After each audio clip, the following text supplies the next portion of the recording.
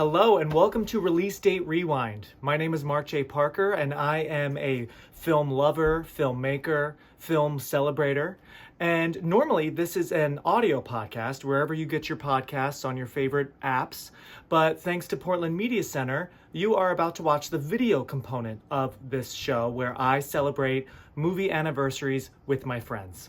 Each month, I usually talk about 2 different movies that I love with different friends, and we talk about the making of the movies, trivia, any fun memories associated with them. So I hope you enjoy, because now it's time to rewind.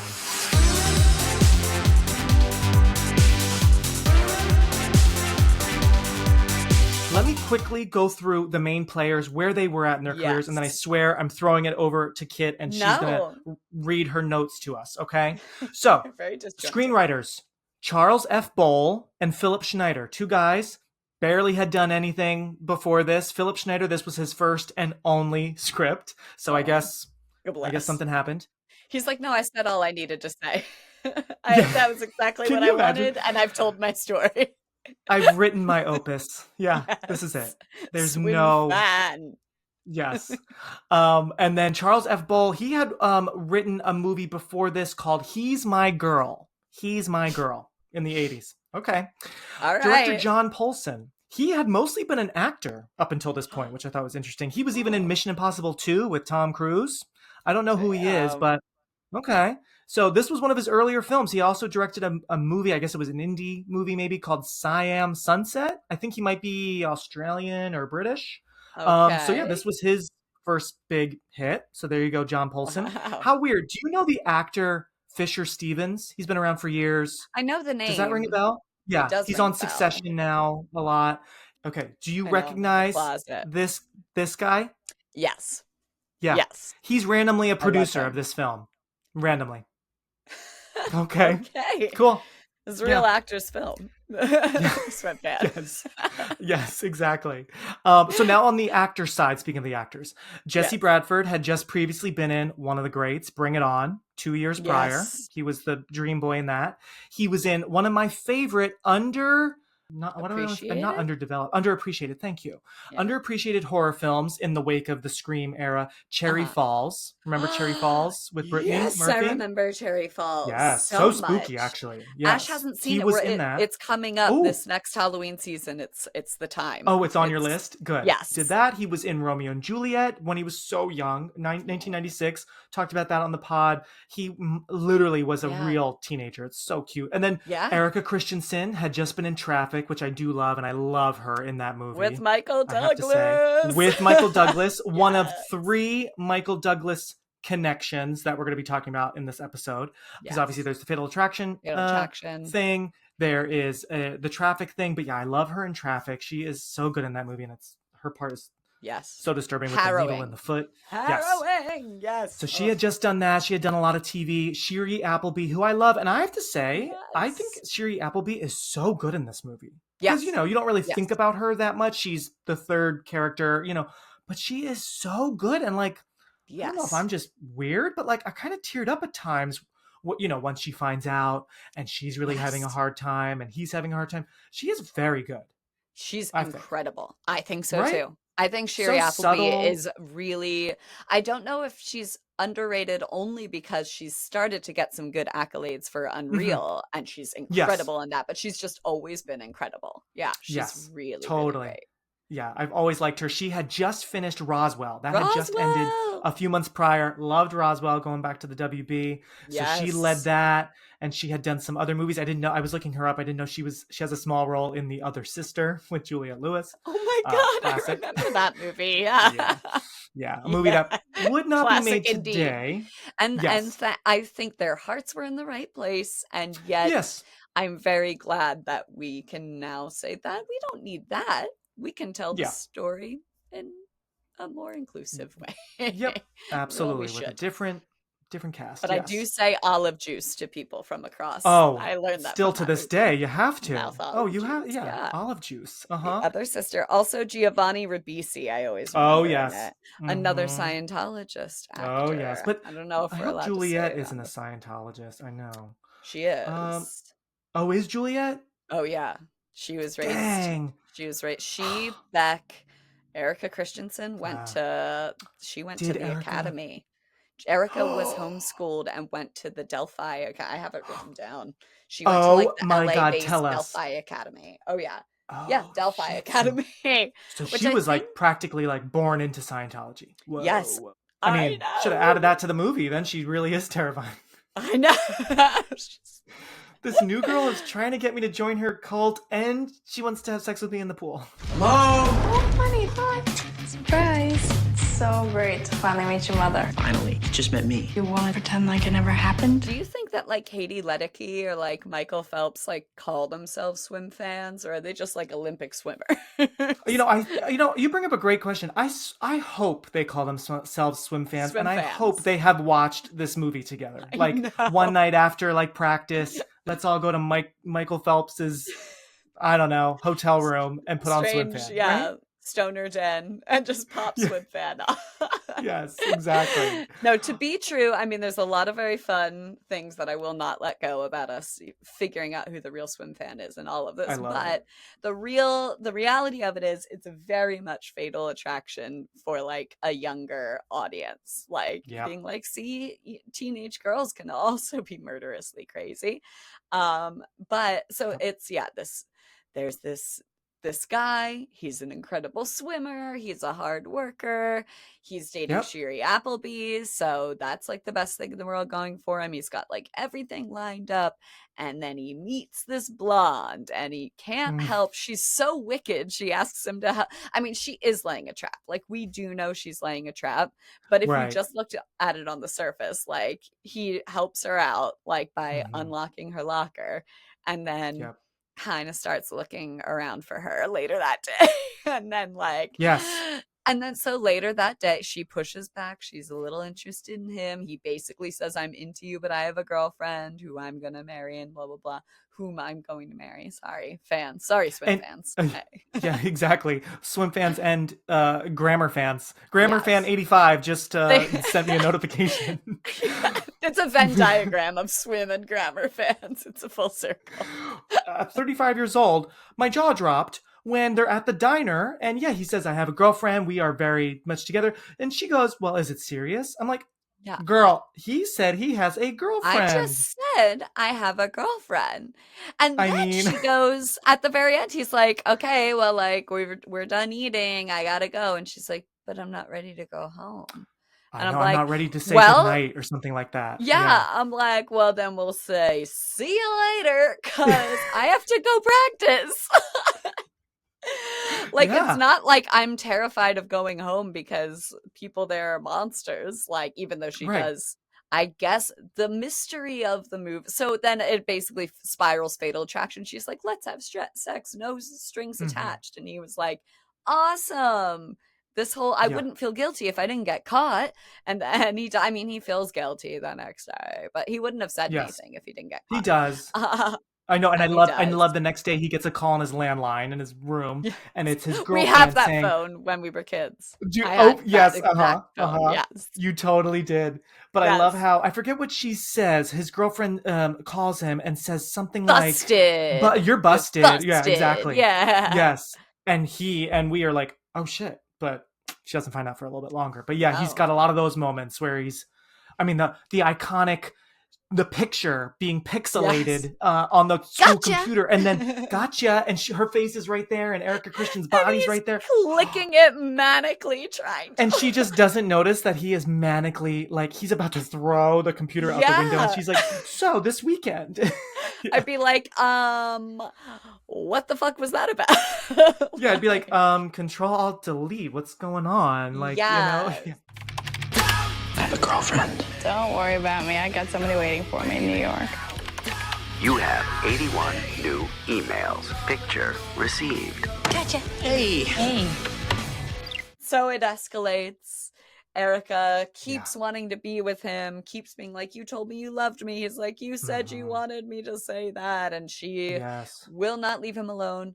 We end up finding out it's never really clear if she's living at a home for people, if she's living at a sort of halfway or an inpatient facility where she gets to go out. But she's definitely she has psychiatric issues and she's being somehow monitored and watched, but I don't know if it's her mom. She's very mean to the brother who is also, or maybe not brother, maybe he's just an inmate, a fellow inmate, or a foster maybe, brother, or what. I feel like do they say they're cousins? Maybe or cousin. They might be cousins, I think. She's really mean to him, but which I guess is part of her evilness, is that she's really just super mean to people, but only him. But we find out that she had this boyfriend in New York, which, like, they're going to school in Bayonne, so it's like 3 miles away. Yeah, it's like, from New York. I have someone waiting for me in New York. Like, at that skyline right there. Yeah, that like you see. Like just across the bridge. He's right there. I can wave to him. Yeah, you can at Secaucus Junction and you guys see each other. Yeah, New Jersey Transit. Yeah. It's fine. But so we find out she had this boyfriend there. And then there was an accident. And he was like a sportsman. I don't know if he was a swimmer exactly. He may. No, I got the vibe he was a baseball player, or something. Maybe a football. Yeah, one of those balls. Yeah, but she's really it was some ball situation. I also have written down after he like has sex in the pool. Like the next thing is like after the Sherry Appleby situation. It's them all like diving into the pool. I'm like, you're not going to tell any of your friends that you just made ball soup, like, and you're just making them swim in your ball soup. Yes, like, you're so. I'm like, ooh, that's floating around somewhere. Yes, rude, rude. Hold your breath. Yes. Take a shower. But so we've come to find out he was in an accident and she survived it, which they're very not clear about that. She then causes another accident where Sherry Appleby is harmed in it, and she's framing him for murder, and she's framing him for having steroids, and she's ruining his life, so he'll only be with her. And then he goes through, it's just, there's so many twists and turns that are essentially like, she's been obsessed with him and sought him out because she's really into sportsmen in like a manic way. And he keeps trying to like cat and mouse her. And then somehow there's a cop in the back seat with her. Like, why is the cop in the back seat when they take her in for murder? I'm like, just because she's like a young teen girl, does she need like supervision in the back? I'm like, buddy, but then like you're asking for it. But it is a good scene, I have to say. She's a trained assassin. Yeah, she just shoots them both. She just grabs that gun, and I do love the cut to the wide shot at this. Train stops are always, railroad like stops are always kind of like spooky, Yes. But then am I gonna get Final Destination? Right. Exactly. Good memory. Yes. Always. This is my boyfriend, Ben Cronin. Amy just can't stop talking about her perfect boyfriend, even when I beg her to stop. It comes to a head where she kidnaps his injured girlfriend and tries to forcibly drown her, even though she herself cannot swim. But she is hitting him like over the head. With part was always a little comical. The rake, I don't know. The like some sort of puck? pole, or like it was like wooden. So was it like a wooden Maybe it's pool like the skimmer? Yeah. But then she falls in. He saves Sherry Appleby, and she, like in true Swimfan fashion, dies as all swim fans wish to, at the bottom of a heavily chlorinated indoor pool. Death by chlorine. By chlorine. And it's funny because, here's my thing, and maybe you agree. First thing is, I do love that it comes full circle, that the scene where she had to like dominate him and have sex and change his life is the scene where her life is changed and dies. I do love that. I think that's pretty great, where it's like, this was such a beautiful, nice, exciting moment, and now but I kind of wish the movie was badass enough to make us realize, she actually can swim. She just was doing that to just hold on to him and like, I can't swim, so you're gonna have to help me, and we're to go over here, because then how badass would it have been if he pulls her in at the end, and like, I don't know, maybe I know Sherry Appleby's like out of it, but like he says to her like, it's all right, she can't swim, but hands coming out. Oh, bitch, I can She's swim. And that that way was we a would have lie gotten more of too. an ending, right? It wouldn't have been so quick. I mean, this girl, I know it's realistic in that she does go down not easily, but fairly straightforward. But you know, a Yeah. thriller like this, they gotta come back. So, Yes. We you have to know, have one. They can always do a little aftershock, because horrifically, I read once in a Dan Brown novel that apparently mm, human bodies do that. And I also felt like the choice to have Sherry Appleby immediately fall unconscious, like you can make it scarier if she's like yes, screaming underwater while he's absolutely. trying to like That, lockpick. that's why I'm like, does Hulu have the like abridged airplane version, like cut for time? Because yeah, They like, mustn't though, because I saw a review that mentioned it's not oh, realistic that like Sherry Appleby would fall unconscious like right away. right. Like it takes a minute to drown. Oh yeah, And it totally. And does. let that build, and that would be terrifying to see her with her eyes open, her Her mouth open, like eyes yeah. Oh, and then also totally. like you kept the hairpin this whole time? Thank you, Bitch. thank you. Why is that? You First of all, bitch. yeah, you kept it because also it I forgot all about it because yeah, he takes it in the beginning with their first meeting, only like Yeah. 7 minutes in. I do love that the movie gets right to it. Yeah, right She's in into there in it. just a few minutes, but you know, yeah, he jams her locker with the hairpin, and then she says, "Keep it. You might need it." I'd That's be when you like, go, no "No, thanks. I have a girlfriend and she no, will be pissed if she sees a woman's hairpin. right, Or like yeah." you're gonna need it more because I don't pin my hair Yeah. back. It's like, And it's you yours. It hold goes with on your to it outfit. and I'll help you with it next time. I'm Yeah. gonna throw it away, right? That's Yeah, or so then yeah, how just go crazy. thanks and like quietly throw it away. Cause she Yes. is not your girlfriend. Yes. Just throw Yeah, it behind your I shoulder. totally agree with you, Kate. I feel like that was so Yes. silly that he happens to be wearing the same pants. I like at the very least, maybe earlier in this, towards the end, you know, maybe is he feeling his pockets when he's like down and like hoping Sherry Appleby's gonna be okay, and he like pulls it out and he's like, ugh. But then something happens and he just puts it back in his And he pocket and has he to, goes, yeah. like, you know what I mean? And then later, a few minutes later, because the movie's going so fast, just a few Yeah. minutes later, he's underwater and then he's gonna be like, oh, you know, I got That's it, right. right? Yeah, because how did Yeah. he find it again? Did he like pat himself? I can't really remember. I feel like he just like They don't remembered they it was there.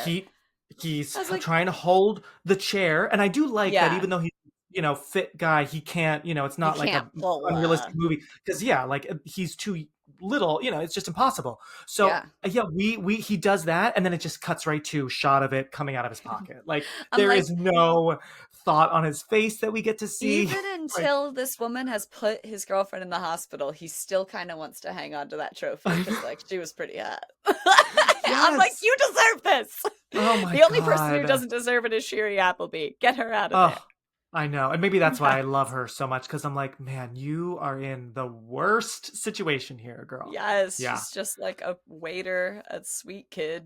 I know. And she has to work till 1 a.m., possibly on a school night. I do I like how the know. kids worked. I mean, she Yes. worked.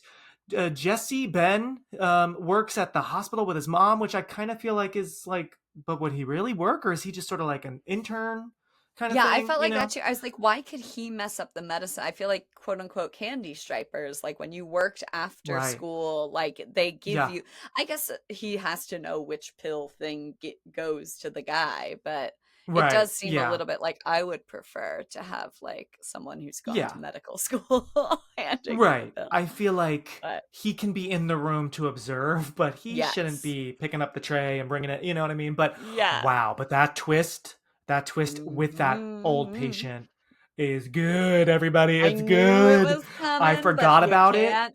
As soon as I saw an old guy and he's giving out pills, I was like, Yeah. Oh, you're good. I was so gullible. I'm like, oh, this nice old horny guy, and Yeah. Jesse's, you know, very stressed and isn't so friendly with him this time, and just please take your pill.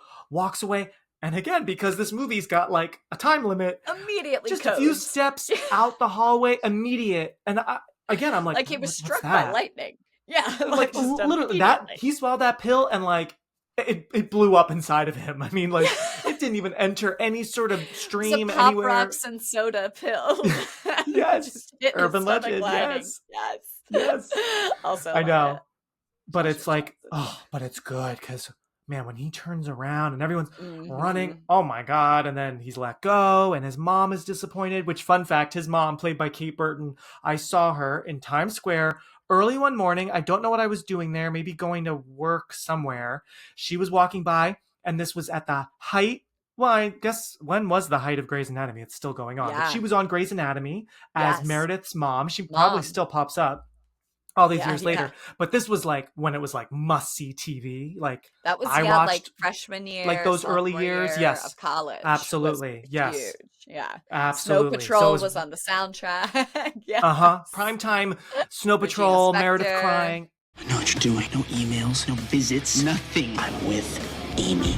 Ben, get back here. And then he's also like really jealous of her when she starts dating Josh. And now obviously she is obsessed with him, and that's not cool, but you would be happy. But he's actually jealous, and he's like, you and Yes, Josh, he's watching them. cool.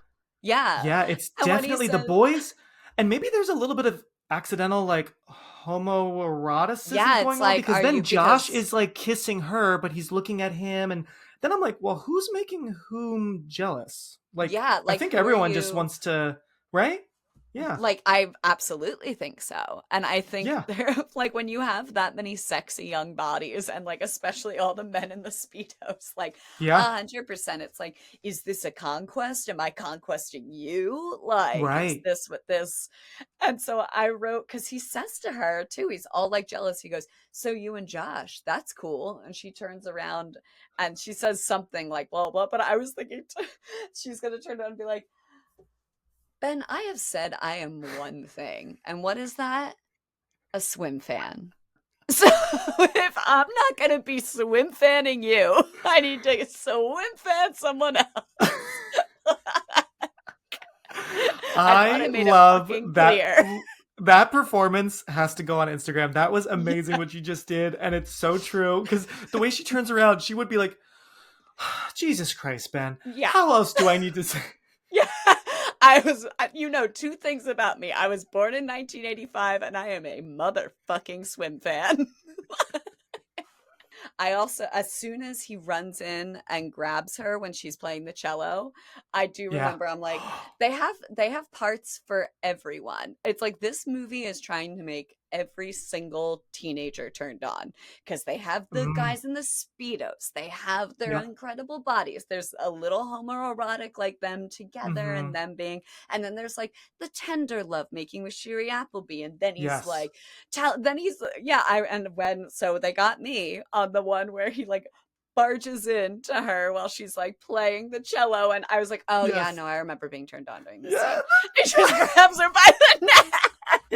He's moving her head around like, you need to listen. And she's like, yes. Do you understand? And she goes, yes. And he goes, good girl. Wow. So like, you know what were you're you doing. were you a little excited in that moment, even when you first saw it? Oh yes, I was, and I remembered it was like Pavlovian. I was like, oh my god, this is the part that I really like, where he grabbed her by the throat and called her good girl. Oh my god. Yes. That's a shocking moment, I have to say. That is It's also statement right there. wildly unacceptable. It's super fun within a role-playing scenario, but don't grab people by throats. How dare you? I mean, Don't the way he grabs her and stays on her neck for so long, I think maybe she can't breathe. barge He in. does, yeah. Because I think he pushes her cello out of the way. Yeah, I think, he's like, too. boom. Yes. Yeah. So maybe that's throw step some one. paper around. Right. Like do that and then a couple lines, and then get in her face. Not like right from the get go. That's a little, but she uses that obviously for her advantage, and he's absolutely kind of likes it. He kind of likes it. Being Yeah. close to her. Like, yeah. Ugh. Like, you don't deserve that, but you didn't. It was not. She didn't read the room incorrectly a lot. Like he did. Know. He was feeling her. And I do think a better movie would constantly kind of show us like, oh well, wait a minute, like you just take that extra step to make us every now and then feel for her, because kind of from the get-go we know she's crazy and we never root for her. Yeah. But I think it could have been a little more interesting if actually every now and then we're like, well, wait a minute. I guess we do every once in a while say, hey, wait a minute, you got yourself in this, but pretty much she is painted as like It's not the like insane... Fatal Attraction. Like Fatal Attraction Right. definitely reads, I'm like, this is an ill woman. I really can see how some of it was misunderstood and some of it. But then again, the way the zeitgeist remembers it is like, that lady was crazy. Like poor Michael Douglas. You tested positive steroids. I don't take steroids. Clean out your locker, you off the team. She did it, I knew she did. You're crazy, man. You're losing. When he basically tells her, there's like a moment of him telling her, like, this is not, I don't want this, I'm not dating you or whatever. And she, like, just let her react. Like, trust that you hired someone who can react to it. They kept the editing. It was like they kept doing cuts. Yeah, what do you think about that? I thought it was stupid. Just show her face. Show everything crashing down in her face of like, oh, like that's so much more interesting to see a person have a realization than to be like, look, she's fracturing. Like, I know. I forget when the some of the editing I think is actually really good. Like I love basically the next day after they do it in the pool when he's then swimming at practice, it's like some bad rock music, but the music and the shot keeps cutting quickly to memories of that, and it's quite spooky. That's good. But yeah, I totally agree. And I'm glad you agree. I wanted to get your thoughts because the splintering effect of the edit, it just comes off as lazy. And like, and they do it, I forget the first time they do it, but then I know they do it a lot in the pretty good scene where she's making out with Josh, but she calls him Ben in the car and he gets so upset and he now realizes Ben has been telling the truth and she is obsessed with him. And then she just keeps saying, Josh, get back here, Josh, right? Josh. Come back here.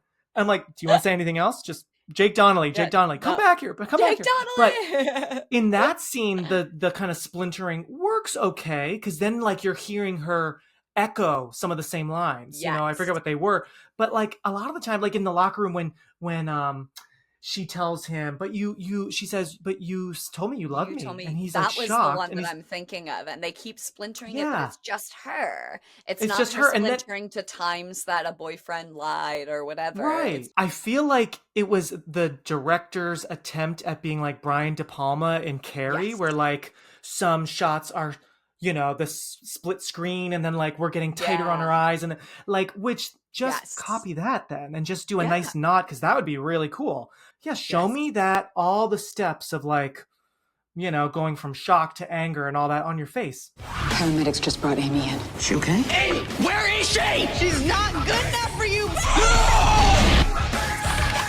Swimfan. Now, would this movie, now it came out in theaters, it was number one, kind of surprisingly, for the first weekend at least. Didn't make a ton of money in the grand scheme of things, but it at least was number one. And I read that like a third of its full box office haul, which was only like 34 million, a third of it was just an opening weekend. So they attracted us and a bunch of people. So there you go. But obviously this came out in theaters. Would the same movie come out in theaters today or just go right to streaming or TV, cable? What do you think? I cannot see a world where it would come out in theaters today. It's not meant for possible. theaters. Anything's possible, but this is a direct to Netflix. Like, oh yeah, this has Netflix written all over it, right? And Netflix can get some good one, but I don't even think this would have a small opening. I don't think this would be even of like the indie kind of films that have. Yeah, no, there's no need. Thanks so much for watching. Next time, there's going to be a new movie that we'll talk about, so stay tuned. And please follow Release Date Rewind on Instagram for updates. Bye.